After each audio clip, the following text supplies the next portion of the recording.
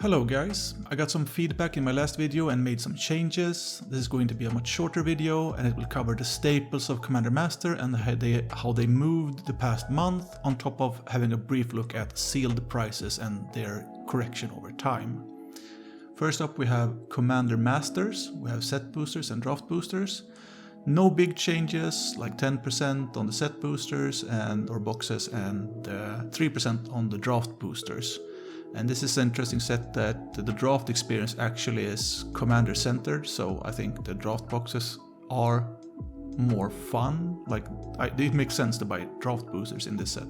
And next up we have TCG player, so the American market. And I'm not sure if these prices are pre or post tax. I know the US has for some weird reason selling pre-taxed items. I don't know. Here we have about the same change, nothing big, like 14%, about 14% on both boxes. Again, I don't really cover sealed product a lot, or I'm not reading up on sealed product and keep on track on that, so not sure what this is telling me at all. First out is Ashnod's Altar, a combo piece that opened on release day at €4, went back 12% the first about 2 weeks, and 1 month after release it has started to climb again by 9%. And historically, what I would expect to pay for this card would be about €7 to €10. So it's still a great time to buy, and especially with the Brothers War reprint at about €5, I think right now is a good time to buy. This is the first comparable reprint since Eternal Masters. Of course, the Brothers War part was in there, and that was in 2016. Looking at MTG stock, we see that it opening 2022 was at like $15, $16, climbing a bit up to $17, and then with the Brothers War reprint a few weeks after that, that's in November, so in like a month it had lost like half its value, and then we're looking at $7, $8, and now down to about $5. Next up is Blasphemous Act, opening up at €1.9. After about 2 weeks, it has gone down by 11%, and then after a month, it started climbing again with about 18%. Historically, this card I would expect to pay about €2 to about €2.50 for, so it's still budget friendly, but it's kind of on the edge, and I think the amount of play this card gets, you won't get it cheaper than this. And if we look at the MTG stocks, this is the first comparable reprints and Commander Legends in 2020. It's including a lot of precons, so it has kept a pretty steady price, and at like $3-ish, about $3 over time, hasn't changed a lot, and that's again the power of reprinting it in precons. Next up we have Chromatic Lantern, a great mono fixer, opening up at €1.50, and within 2 weeks it's started to climbing actually, so 27%, followed by 2 weeks of climbing again to about 16%, and this is historically a card I'm looking at about €2.50, maybe even €3. First comparable reprint since Guilds of Ravnica in 2018. And this is a color fixer if you're not playing green. I know 3 CMC mono rocks are out of the meta a bit, even at lower power levels, but there are a few decks I still run this card in. And if we're looking at MTG stocks, we're looking at like $10 opening at 2022. Moving forward, we see it climbing into about 12. Then we have Brothers War, I think they reprinted as well, a retro border, and then we're at 8, down to 5, and now we're about 3 or 4, so I think it's a good time to buy this card as well. Next up we have Culling Ritual, opening up at about €0.9. First 2 weeks going down about 44%, and then after a month starting moving up about 20%, and historically this card I'd pay about €2-3 for, is reasonable. And if we look at MTG stocks, we see a card that hasn't been reprinted meaningfully since Strixhaven in 2021, And it's a great sweeper. It takes care of treasures, tokens, you name it. It's a great card. It has a mana rocks and everything. So this one can be very brutal for a lot of decks to deal with. And then you get an upside of maybe being able to push out a bomb with the mana you generate from it. You can even use your own tokens as, I don't know, mana rocks or whatever. And if you're looking at 2022, the start of 2022, it's about €3.5, climbing up to about 4-ish, and then going down a bit to about 2.5, and then we're looking at 3 again, and now we're looking at about $1.5. So I think this is a great time to buy this fantastic card, and I think more decks should run it. Next up we have Curtain's Call, and it started off at about €0.3, went down 33%, then went up in month with about 25%. And historically this card is about between 2 and 3 euros. Looking at MTG stocks, this is the first meaningful reprint since Baldur's Gate Commander Legends in 2022. Before that it was only ever printed in a pre-con. And it's a 4 mana destroy 2 creatures, and I think that at that price, at that mana cost, I think it's great. It's a budget card now, so you can get it in a lot of more decks can use it. At 2 to 3 euros, I think it's a hard sell for me, but on a budget, this is super playable, it's instant speed, and you know, it's a political card as well. If we're looking at the start of, I guess, the spoiler date, it was at $6, and yeah. And then we had the print, and it went down to about $1.5, and then it kept around that price range. Maybe it went down to about $1. And now it's printed again, so it's going to be pretty low at $0.75. Next up we have Idle Blossom, opening up at €1.7, going down by 41% the first 2 weeks, and then a month later it kept its price. Historically this card would be about 2 to 3 euros, and is a fantastic draw engine for enchantment decks. Looking at MTG stocks, this is the first comparable reprint since Journey to Nyx in 2014. And it's Constellation, so it doesn't have to be cast, it just has to ETB. And if we're looking at like the enchantment decks that are coming around now, we have the Rolls cards from the new Eldraine set. I think this card will have a hard time staying this low for long, unless it's aggressively reprinted. And again, Flicker works as well, so there's so much consistency with this card and so many new cards that will synergize well with it.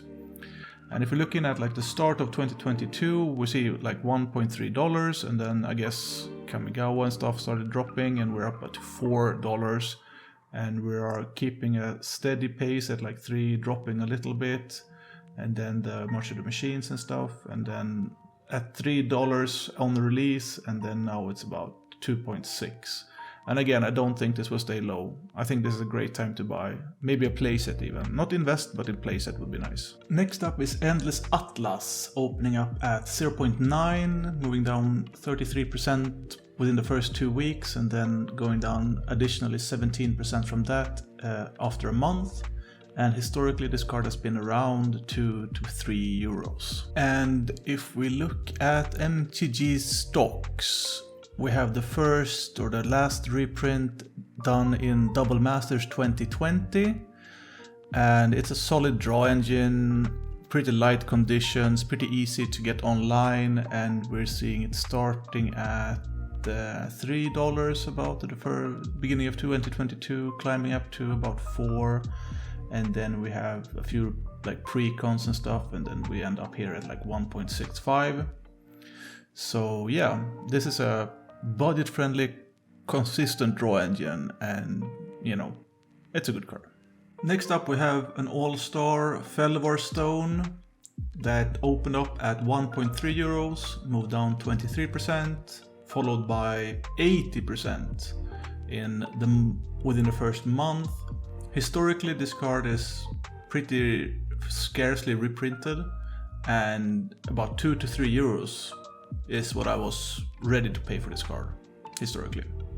Looking at MTG stocks, this is the first comparable reprint since Commander Legends Baldur's Gate in 2022. It's a staple rock, goes into all decks, and now it's budget friendly. We are starting off, there was some strange spike at the beginning that I don't want to I didn't get nice curves, so we're at like $1.50 starting off, getting up to almost 2, and then hovering around 1.5. A few reprints in commanders, precons and stuff, and we're about €1, and then we're moving slowly down to 0.75.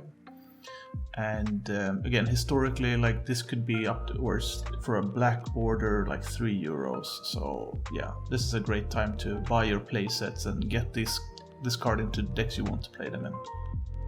Next up we have Gilded Lotus opening up at €0.5, and within 2 weeks it was still at €0.5, and within a month it's still at €0.5.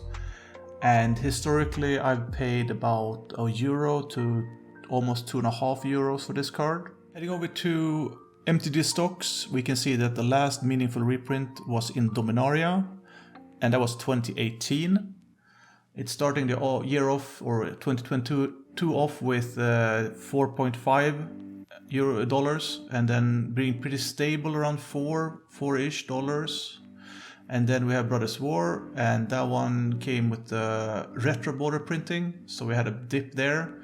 And then I guess people preferred retro border because they're comparable in price, and then now we're at 1.8-ish. So you can get it below 2, and then this is not as good as the other like 2 mana rock, so this one is pretty iffy, but I feel like this is playable if you're having artifact synergies in the deck.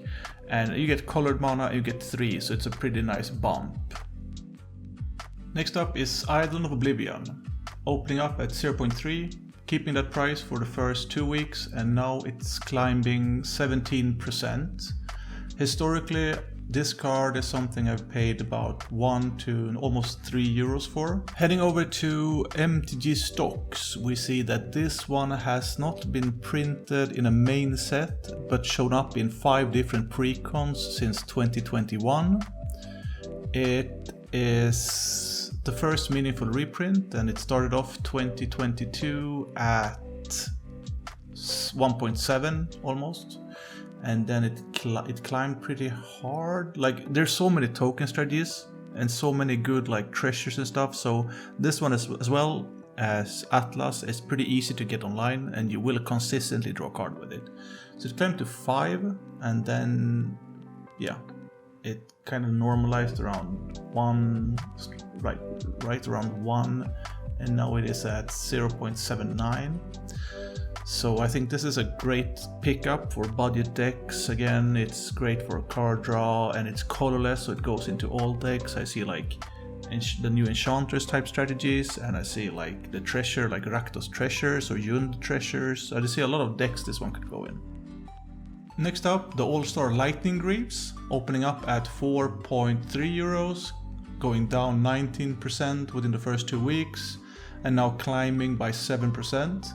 Historically, this card I've skipped on a few decks, or most of my decks actually, because it was like 5 on the low, 6, 7, even €8. Heading over to MTG stocks, we can see that the first meaningful reprint was in Double Masters, in a core set. And it started off 2022 at 7.7, climbed a bit to 8, hovering around 8, dipping a bit, and then climbing again and climbing again and climbing again, like to $10. And at this point I feel like it's just too expensive to play in most decks. And then it goes down to right now about $6.5-ish. And as I said, like, I've seen this card, I bought this card I think for €7. So it's just historically pretty damn expensive. So again, it started climbing, but it's still pretty affordable. Last out this part is Mystic Forge, opening up at 2.4, going down by 21% within the first 2 weeks, and then another 8% by a month. And historically this one has been around €3-ish. Heading over to MTG stocks, we see the first meaningful reprint was in the Brothers Wars 2022, and then an old border. Before that it was 2020 in a core set.